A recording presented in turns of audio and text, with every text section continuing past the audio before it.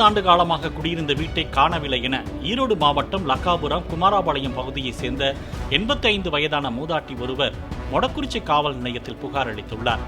கொடுமுடியில் வசித்து வரும் தனது மகளை காண்பதற்காக தான் சென்றிருந்த போது வீட்டினை இடித்து தரைமட்டமாக்கிவிட்டதாகவும் வீட்டிற்குள் இருந்த 3 சவர நகை 77,000 ரூபாய் ரொக்க பணத்தையும் திருடிச் சென்று விட்டதாகவும் மூதாட்டி நல்லம்மா தெரிவித்துள்ளார். என்ன வயசு உங்களுக்கு?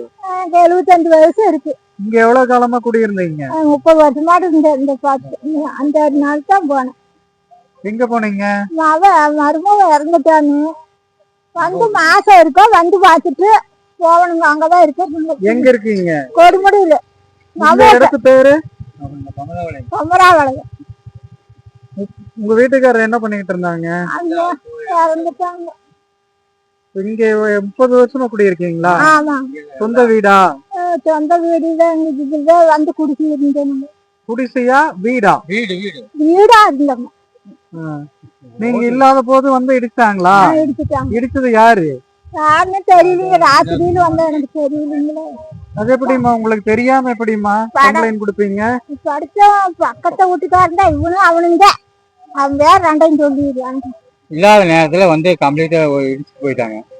வீடு இடிச்சது யாரு? உமாசங்கர், வினோத்குமார். அவங்க ஏதாவது அரசியல் கட்சிக்காரர், திமுக கட்சிக்காரர் தான்.